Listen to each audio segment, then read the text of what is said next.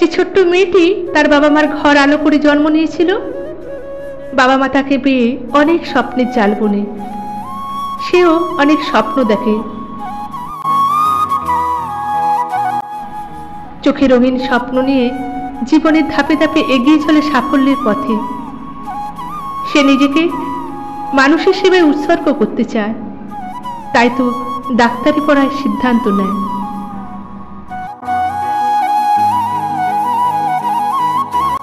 এই মহান স্বপ্নকে সাথে নিয়ে সে ক্রমশ এগিয়ে চলে।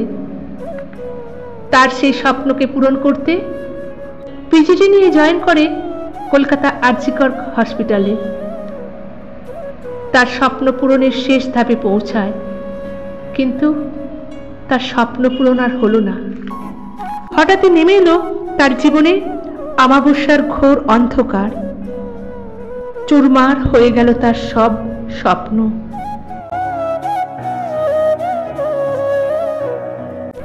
দিনটা ছিল 9ই আগস্ট 2024। কলকাতা আর.জি. কর হাসপাতালে জুনিয়র লেডি ডাক্তার প্রত্যেক দিনের মতো সেদিনও ডিউটিতে গিয়েছিল। জুনিয়রদের সাথে একসঙ্গে বসে গল্প করতে করতে রাতের খাবার খায়। কত আনন্দ করে নিজের পছন্দ মতো খাবার সকলের সাথে মিলেমিশে খায়। তারপর মায়ের সাথে ফোনে কিছুক্ষণ কথা বলে। তখনও সে বোঝেনি যে কি ভয়ঙ্কর মুহূর্ত তার জন্য অপেক্ষা করছে।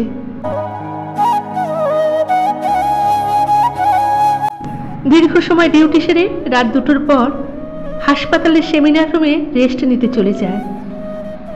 ওই দিন নিজেকে খুব ক্লান্ত লাগছিল। ক্লান্তির ভারে দু চোখ বন্ধ হয়ে আসছিল। ভাবল, ভোর তো হয়ে এসেছে, ঘন্টাখানেক ঘুমিয়ে নেওয়া যাক, তাতে শরীরের ক্লান্তিটাও কাটবে। এরই মধ্যে তার সাথে ঘটে গেল নৃশংস পৈশাচিক নির্মম ঘটনা। কিছু মানুষরূপী জানোয়ার এসে তার সারা শরীরটা ফালা ফালা করে ফেলে। না না, তাদের জানোয়ার বললে ভুল হয়, তারা যে জানোয়ারেরও অধম। একটা জানোয়ারও এতটা নৃশংস হতে পারে না কখনো। তার আর্তনাদ সেই দানবদের কানে ঢুকলেও তাদের মনকে স্পর্শ করতে পারেনি। তাই যা ঘটবার তাই ঘটে গেল। সে নিজেকে অনেক বাঁচানোর চেষ্টা করেছিল, কিন্তু শেষ রক্ষা করতে পারল না। তার গলা টিপে দম বন্ধ করে দেয়। এত জোরে গলা টিপে ধরে তার গলার হাড় ভেঙে যায়। তার চোখ, নাক, মুখ দিয়ে রক্ত বের হয়ে আসে। সুন্দর চেহারাটা ক্ষত বিক্ষত করে দেয় পিশাচগুলো। তারপর চলে শারীরিক নির্যাতন। সবচেয়ে বড় লজ্জার কথা কি জানেন? এই সব কিছুর সাথে জড়িয়ে আছে তারই কলিগ, অপর একজন লেডি ডাক্তার। একজন মেয়ে হয়ে আর একজন মেয়ের সাথে কিভাবে এই জঘন্য কাজটা করতে পারলো? ছি ছি, এত লজ্জাজনক। অপরাধী পালিয়ে যায়। ভোরের আলো আস্তে আস্তে পরিষ্কার হতে থাকে। ওই হাসপাতালের অন্য একজন ডাক্তার আসে সেমিনার রুমে, আর সেই ভয়ঙ্কর মর্মান্তিক দৃশ্য দেখে। তখন সব শেষ। পড়ে আছে তার নিথর নিষ্প্রাণ দেহটা। ডাক্তার তাড়াতাড়ি হাসপাতালের কর্তৃপক্ষকে জানায়। তারা নির্যাতিতার মা বাবাকে ফোনে জানায় তার মেয়ে নাকি সুইসাইড করেছে। কি আশ্চর্যের বিষয়, তাই না? নির্যাতিতার ওই রকম বিকৃত চেহারা দেখেও একজন ডাক্তার হওয়া সত্ত্বেও কিভাবে ঘটনাটাকে সুইসাইড আখ্যা দিল? এটা কি সম্ভব? যাই হোক, তার মা বাবা পুলিশে কমপ্লেন করে। ওদিক থেকে একই সুর ভেসে আসে। কিন্তু পোস্টমর্টমে আসল সত্যটা সামনে আসে। বলতে পারো তার অপরাধটা কোথায়? কেন অকালে ঝরে গেল একটা তাজা ফুল?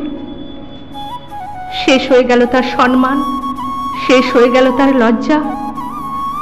কিছু মানসরূপী পিশাচ তার সম্মান, তার লজ্জাকে বিবস্ত্র করে রাস্তায় নামিয়ে আনে। এর যোগ্য বিচার চাই, এর যোগ্য বিচার চাই। তোমার ওই কঠিন সময়ে আমরা কেউই তোমাকে রক্ষা করতে পারিনি, এটা আমাদের দুর্ভাগ্য। কিন্তু তোমার উপর হওয়া অত্যাচারের প্রতিবাদে আমরা সবাই তোমার পাশে আছি। সমগ্র দেশ হয়েছে একত্রিত। শীঘ্রই তুমি ন্যায় বিচার পাবে, কথা দিলাম, কথা দিলাম।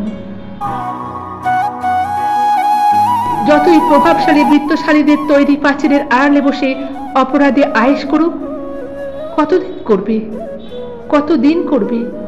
সাধারণ মানুষ ক্ষেপে উঠেছে, ধূলিসাৎ করে দেবে সেই প্রাচীর, যতই কঠিন হোক। টেনে হিচড়ে নামিয়ে আনবে সেই অপরাধীদের।